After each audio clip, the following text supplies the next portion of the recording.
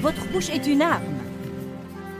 Et vous pouvez l'utiliser pour aider l'ennemi à continuer à vous détruire, l'utiliser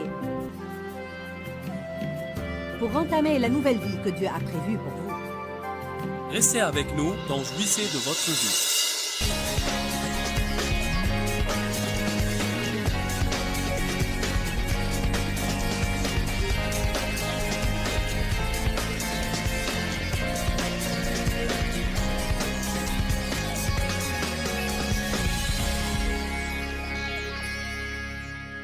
Je veux que vous m'écoutiez aujourd'hui.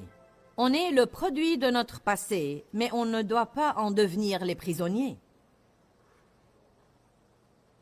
Je répète encore une fois, nous sommes le produit de notre passé, mais nous ne devons pas devenir prisonniers de notre passé. Votre désordre peut devenir votre message.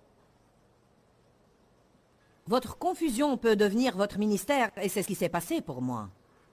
La pagaille que j'ai eue dans ma vie à cause des choses qui m'ont été infligées et celle que j'ai faite est devenue mon ministère. Et je me hasarde à dire que c'est presque journellement le cas. La Bible dit dans Romains chapitre 8, verset 28, que toute chose concourt au bien de ceux qui aiment Dieu, de ceux qui sont appelés selon son dessein. On parle de la prière juste avant dans Romains 8, 26, que nous ne savons pas prier comme il faut, mais l'Esprit lui-même prie en nous. Alors, toute chose concourt au bien. Ainsi, je crois que quoi qu'il arrive dans notre vie, dites, quoi qu'il arrive dans ma vie, si je continue à prier, Dieu en fera du bien. C'est un principe renversant et qui encourage mon cœur régulièrement. Quoi qu'il m'arrive dans ma vie, quoi que je fasse, si j'aime Dieu, si je prie et j'aime Dieu et je fais de mon mieux pour essayer de vivre pour Dieu et d'accomplir son appel sur ma vie, il y a certaines conditions pour ce toute chose concourt au bien. Aimer Dieu, désirer sa volonté, prier, et puis toute chose, non pas quelque chose, non pas les choses de quelqu'un d'autre, mais toute chose concourt au bien de ceux qui aiment Dieu et de ceux qui sont appelés selon son dessein. Même des erreurs que je fais journellement, je les incorpore dans mes messages. Et Dieu utilise ces erreurs. Je ne peux même pas vous dire combien de fois, quand on se disputait, Dave et moi, notre chamaille devenait la source d'un message magnifique que je prêcherai ultérieurement.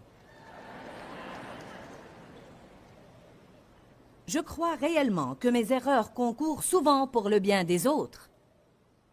Dieu utilise toute chose si on lui fait confiance. Il utilise sûrement des choses qu'on ne penserait jamais qu'il utiliserait. Ce que vous méprisez le plus à votre sujet, c'est souvent ce que Dieu finit par utiliser dans votre vie. Ma voix, par exemple, est très unique et différente, et je n'aurais jamais cru que ma voix serait quelque chose que Dieu utiliserait. J'ai grandi à ne pas aimer ma voix. J'étais insécurisée à cause de ma voix parce qu'elle était différente. Et voilà qu'aujourd'hui, Dieu la diffuse partout dans le monde chaque jour. Et parce qu'elle est unique et différente, elle retient l'attention et les gens s'arrêtent pour écouter. Laissez Dieu être Dieu dans votre vie. Arrêtez de penser que Dieu n'est pas plus grand que vos erreurs et cessez de penser que Dieu n'est pas plus grand que votre passé. Votre futur commence en ce moment. Quelques questions. Y a-t-il quelqu'un ici qui a eu un mauvais départ dans la vie?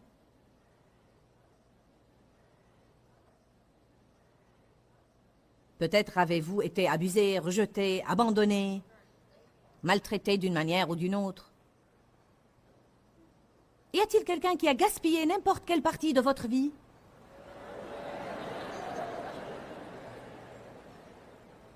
Y a-t-il quelqu'un qui a fait des erreurs que vous souhaitez que vous puissiez retourner et changer?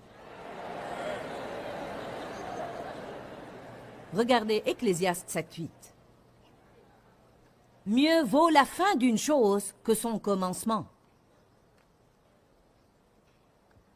Je ne vais pas lire la suite car je lis cette première phrase. Mieux vaut la fin que le commencement. Ce n'est pas si important comment on commence comparé à la façon qu'on termine. Quand je pense maintenant aux sévices que j'ai subis pendant les 23 premières années de ma vie, je me demande comment j'ai pu survivre et en arriver là.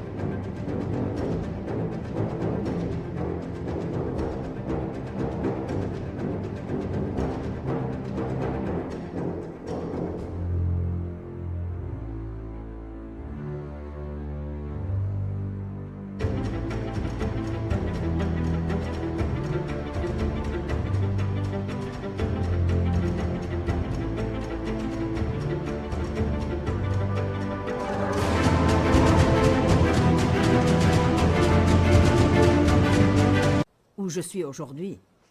Dave et moi avons fait un tour il y a quelques semaines dans le quartier où nous avions habité après notre mariage et où j'avais régulièrement des accès de colère et de rage. Jusqu'à ce point, je n'avais pas encore fait face à mon passé. Je veux dire, j'avais à peine commencé à confronter les maltraitances dans ma vie et les effets de cette violence qui sont toujours dans mon âme.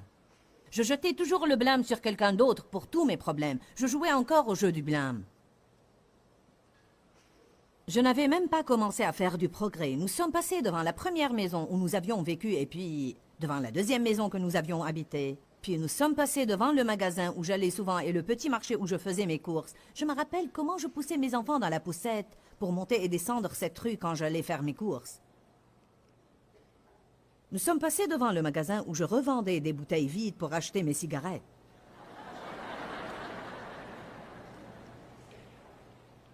Nous avions une voiture, mais nous n'allions nulle part. Nous sommes passés devant le petit salon de beauté, en direction duquel je traversais la rue le vendredi soir pour me faire les cheveux. J'ai dit à Dave, qui aurait jamais imaginé, en ce temps-là, que nous ferions jamais ce que nous faisons aujourd'hui?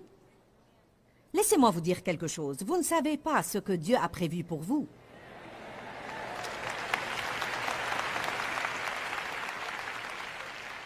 Écoutez-moi aujourd'hui, je veux que chaque personne parte d'ici encouragée. Vous en êtes là où vous en êtes en ce moment, mais ce n'est pas là où vous finirez.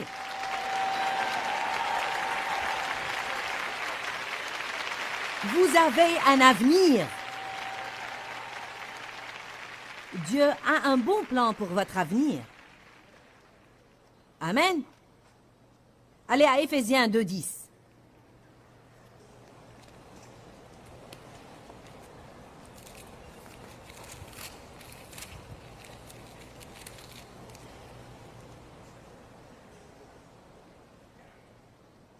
N'essayez pas de persuader Dieu de formuler un bon plan pour votre vie. Dieu en a déjà formé un pour vous. Mais mon message pour vous aujourd'hui est que vous ne verrez jamais la réalisation de ce plan si vous ne laissez pas aller ce qui est en arrière. Vous devez arrêter d'en vouloir aux gens. Vous devez cesser de vous le reprocher. Vous devez décider de ne plus être amer et arrêter de vous désoler sur votre sort. Déchargez votre épaule de ce fardeau. N'ayez pas l'air innocent. Je répète, vous devez cesser de jeter le blâme sur les autres. Vous devez pardonner, pardonner complètement et libérer au Seigneur quiconque qui vous a blessé. Vous ne pouvez pas parvenir à votre avenir en traînant votre passé. La porte de votre futur n'est pas assez large pour que vous y traîniez votre passé. Laisser aller veut dire que vous n'y pensez plus et vous n'en parlez plus. Quand on dit « oubliant ce qui est en arrière », comment est-ce qu'on fait ça? Vous n'y pensez plus et vous n'en parlez plus. Vous ne pouvez pas surmonter quoi que ce soit tant que vous en parlez. Vous ne croirez jamais ce qu'ils m'ont fait. Malheureuse que je suis, pauvre de moi. Je parle de mon passé maintenant comme témoignage aux autres, mais je ne traîne pas d'anciens souvenirs en me désolant sur mon sort. Aujourd'hui est un jour nouveau. Éphésiens 2,10 dit « Car nous sommes le propre ouvrage de Dieu, c'est lui qui nous a fait. Nous avons été récréés en Jésus-Christ, c'est-à-dire que lorsque je suis né de nouveau, je deviens une nouvelle créature. Les choses anciennes sont passées. Voici, toutes choses sont devenues nouvelles. » Vous dites « Mais je n'agis pas encore différemment. Mes finances n'ont pas changé.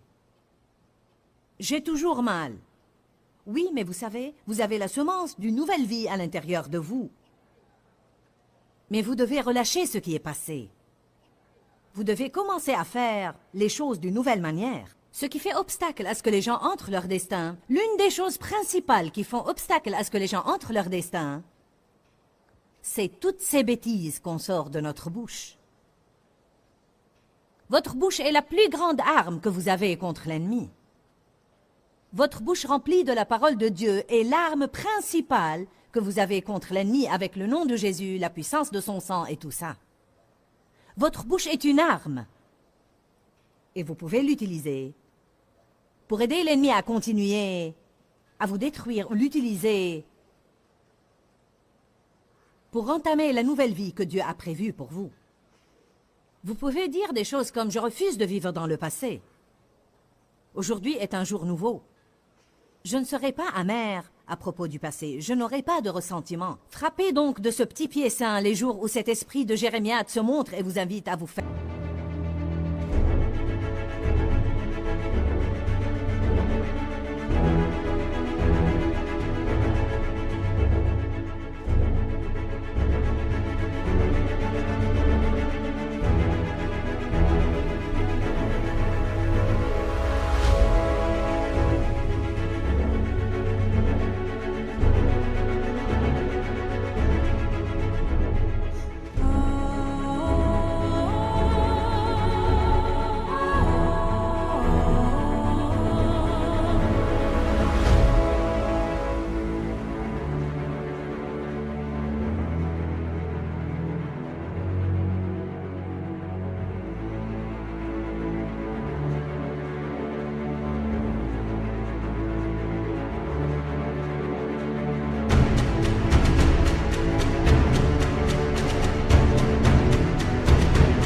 Pitié. Frappez de ce petit pied saint et dites « Je ne perdrai pas cette journée en m'apitoyant sur mon sort. »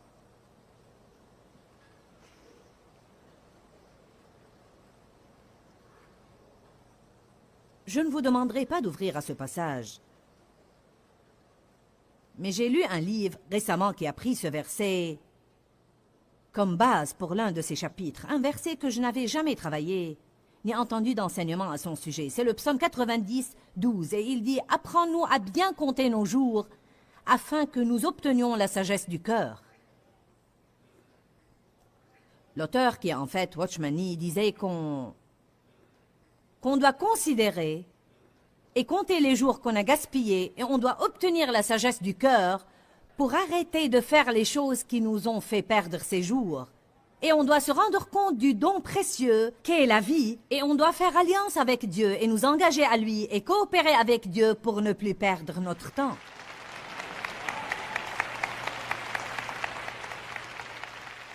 Les premiers temps de notre mariage, Dave et moi, quand je me fâchais, je ne lui adressais plus la parole pendant 3 ou 4 jours d'affilée et parfois des semaines. Je me rappelle une fois que j'étais contrariée pendant 3 jours et je ne lui adressais pas la parole, je m'assombrissais sur mon sort, tout amer envers lui. Il m'a regardé et a dit « Ne serait-ce pas une honte tragique si Jésus revenait en ce moment et tu as totalement gaspillé le dernier jour que tu as eu ici sur terre? » Dieu n'aime pas le gaspillage. Arrêtons de gaspiller les jours qu'il nous a donnés en étant fâchés, inquiets, amers, irrités, rancuniers, offensés, en nous attristant sur notre sort. Allez, je prêche bien ce matin.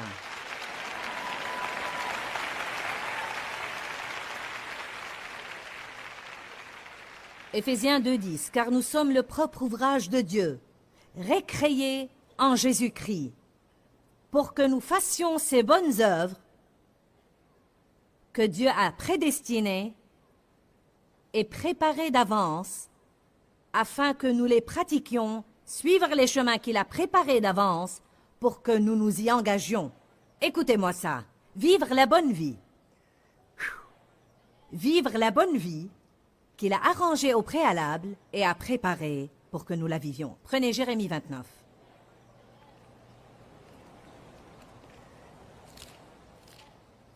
Vous devez souvent être rappelé de ces promesses parce que Satan essaye continuellement de nous dire qu'on n'a aucun avenir. Tous les autres peuvent avoir une belle vie, mais vous jamais. Pourquoi est-ce que les autres sont bénis et pas moi? Vous devez appeler ces choses qui ne sont pas comme si elles étaient. Vous devez dire, Dieu a un bon plan pour moi et je vais vivre ce bon plan. Je vais oublier ce qui est en arrière et me porter vers ce qui est en avant. Non pas vers les mauvaises choses que Dieu a préparées pour moi, mais vers les bonnes choses. Je m'élance et je cours. Courir demande un effort, je cours.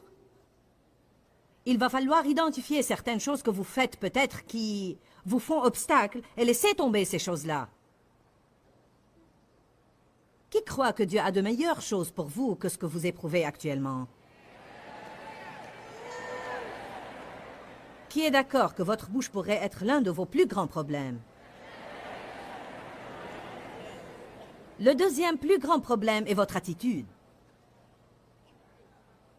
L'attitude est le tout. Vous avez entendu l'expression « votre attitude détermine votre altitude ». Ça veut dire que votre attitude définit le sommet que vous pouvez atteindre et jusqu'où vous pouvez aller dans la vie. Donnez-moi quelqu'un qui n'est pas très doué, mais qui a une bonne attitude et je travaillerai avec lui n'importe quel jour, plutôt qu'avec quelqu'un qui a toutes sortes d'aptitudes, avec une mauvaise attitude. C'est la même chose avec Dieu. Il peut travailler avec quelqu'un qui a une bonne attitude. Vous n'avez pas besoin d'être compétent. Si vous avez une bonne attitude, Dieu peut vous utiliser. Je sais, par expérience personnelle, que vous ne devez pas avoir ce que le monde dit que vous devez avoir pour réussir si vous avez Dieu de votre côté. Dieu choisit ce qui est faible et folie dans le monde pour confondre les sages. Je veux que toutes les multitudes et les millions qui regardent cette émission à la télé comprennent que je ne parle pas simplement à ce public ici dans cette salle, je vous parle à vous. Dieu a un bon plan pour votre vie. Pour votre vie. Il a arrangé au préalable et a déjà préparé un bon plan pour votre vie. Mais vous devez tracer une ligne aujourd'hui et oublier ce qui est en arrière et commencer à vous élancer vers les bonnes choses.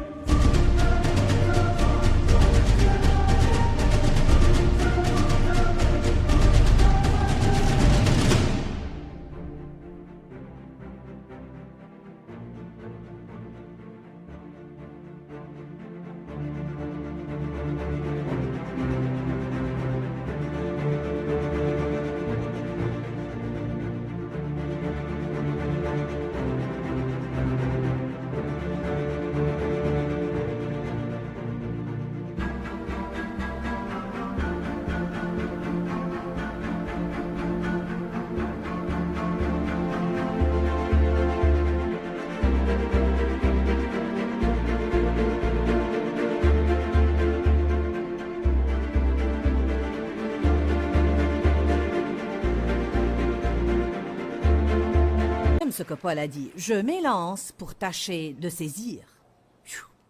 C'est une affirmation ointe si jamais j'en ai entendu une.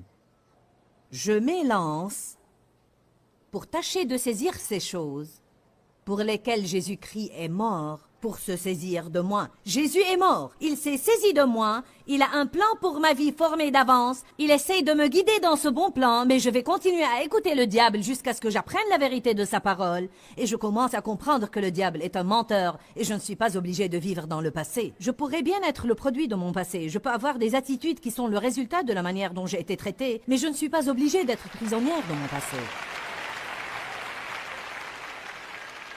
Écoutez-moi maintenant, je ne dois pas être prisonnière de mon passé d'il y a 50 ans, d'il y a 20 ans, d'il y a 10 ans, d'hier ou de ce matin. Vous ne vous rendez pas compte que chaque jour, on fait ce qu'on n'aime pas, ce qu'on ne devrait pas faire, et voilà qu'il se produit quelque chose qu'on ne souhaite pas. Et souvent, quelque chose ne va pas ou tombe mal à propos à 8 heures du matin, et cela devient notre journée. Allons, écoutez-moi. C'est ce que nous devons surmonter. Quelque chose s'est produit à 8 heures, mais il est maintenant 9 heures. Je m'élance. Je laisse cette chose là où elle s'est produite et je continue. Quelqu'un a froissé mes sentiments à 9 heures du matin, mais c'est 10 heures maintenant, et je ne vais pas m'offenser et m'affliger toute la journée avec mes sentiments froissés. Pourquoi? Car je ne vais pas gaspiller davantage de ma vie. Je compte mes jours et j'applique mon cœur à la sagesse, et je ne vais plus gaspiller ma vie ni perdre mes journées. Je veux profiter entièrement de chaque jour que j'ai.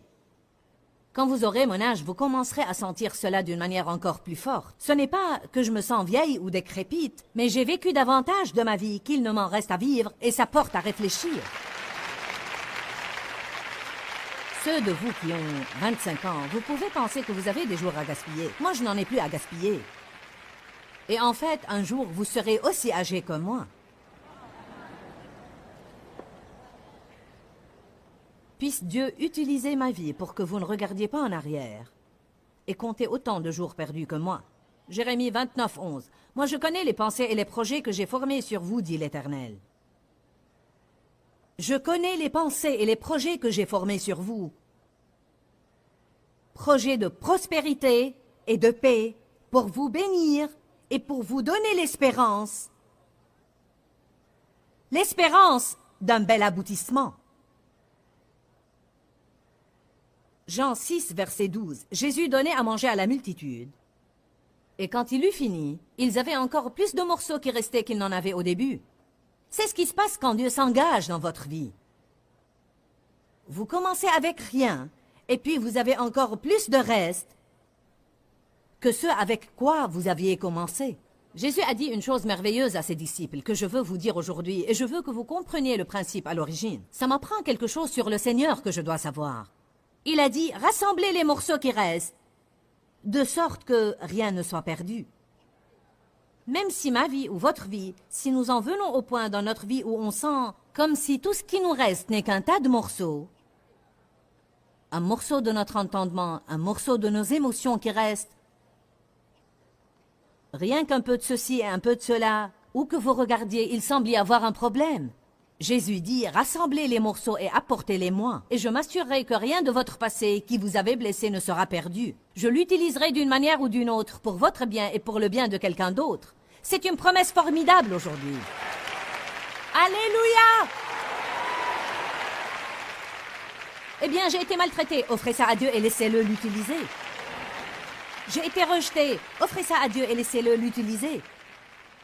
J'ai fait trop d'erreurs, j'ai fait ceci, et j'ai fait cela, et j'ai fait ceci, et j'ai fait cela. Il n'y a aucun espoir pour moi, j'en ai trop mal fait. Ça pourrait marcher pour toi, Joyce, tu es prédicatrice.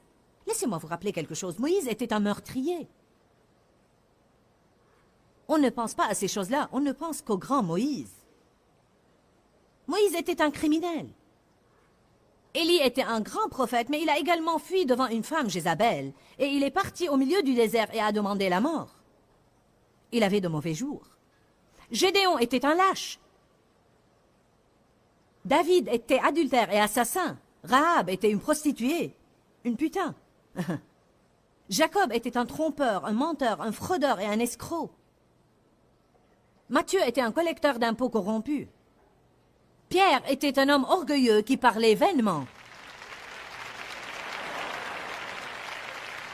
Thomas était douteur. Voilà ceux à qui j'ai pu penser ces quelques secondes. Tout ce que vous devez faire, c'est voir quelle personne Dieu a utilisée et il y a de l'espoir pour vous.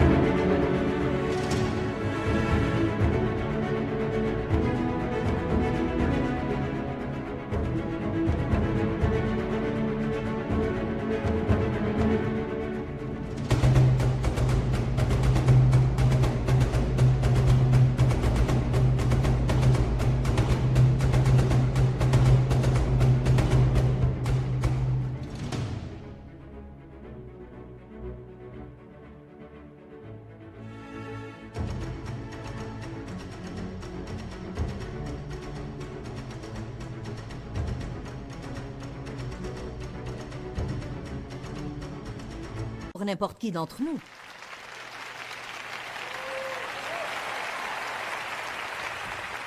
Êtes-vous prêts pour cette promesse dans la parole de Dieu?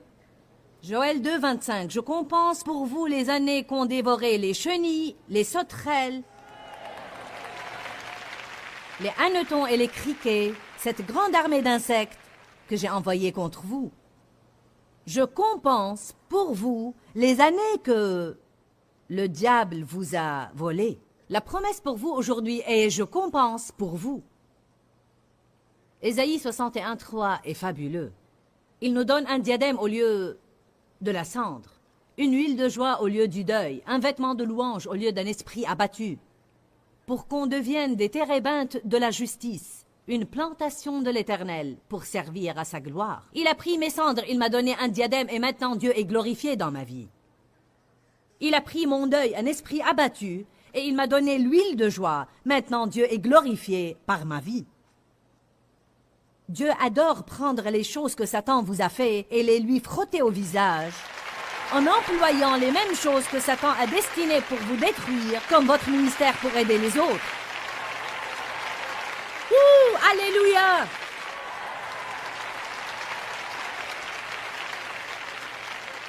Un prophète a prophétisé à quelqu'un il y a des semaines et lui a dit « Tu as été blessé, tu as souffert. Ton cœur a été brisé. J'emploierai tes meurtrissures pour guérir d'autres personnes blessées. » C'est le plan de Dieu. Comment regagnez-vous le diable? Vous prenez ce qu'il a utilisé pour vous détruire et vous le lui frottez au visage en l'utilisant comme bénédiction pour quelqu'un d'autre.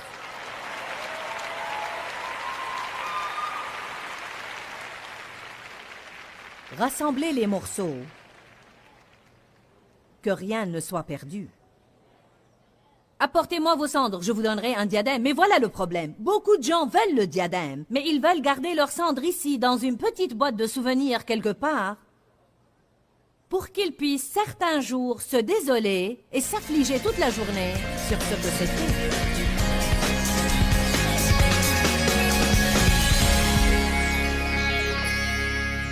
Vous savez bien que c'est vrai. Votre avenir commence aujourd'hui. Aujourd'hui, c'est le premier jour du restant de votre vie.